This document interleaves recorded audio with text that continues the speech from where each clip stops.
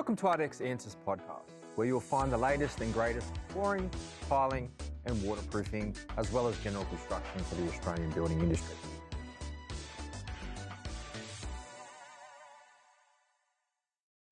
Welcome back to ARDEX Answers. I'm Monique Fenech and joining us is James Muir. Welcome, James. Thanks, Monique.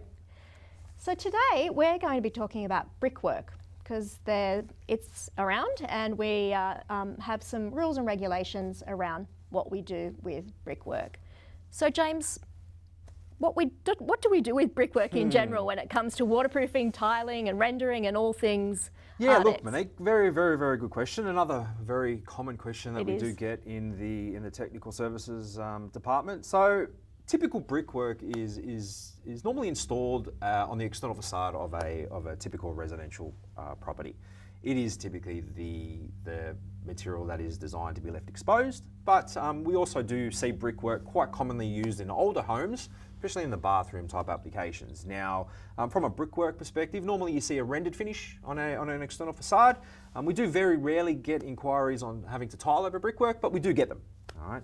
And also the waterproofing aspect of brickwork as well. Can I waterproof directly to the brickwork? Which the simple answer to that is no.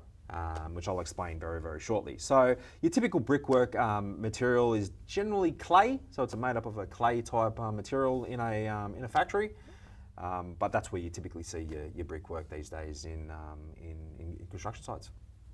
So, from a typical brickwork scenario, let's say we get the question, can I tile directly to brickwork or can I waterproof directly to brickwork? Like I mentioned, no, it's not a good idea to waterproof or tile directly to brickwork.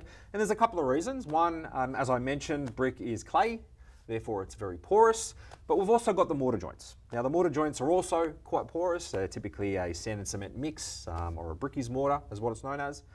And the problem with that is a lot of the times the mortar itself is concaved. So you're getting that curved look, and that's from the aesthetic perspective when the brickwork is being installed. Now from a waterproofing perspective, you don't want to be installing a waterproofing membrane directly to the brickwork. Like I mentioned, brick is very porous.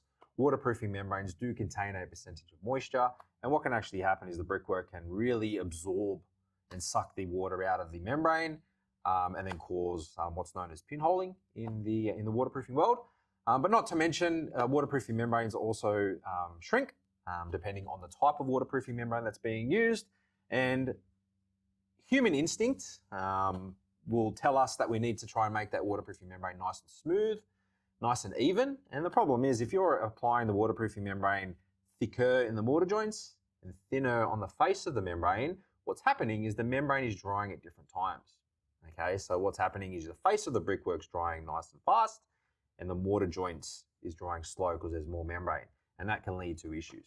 All right? So when we're dealing with brickwork, whether it's waterproofing or tiling, you do need to make sure that you are rendering or bagging the concrete to allow for a smooth, flat finish, ready for the application of your tiling and also your waterproofing membrane.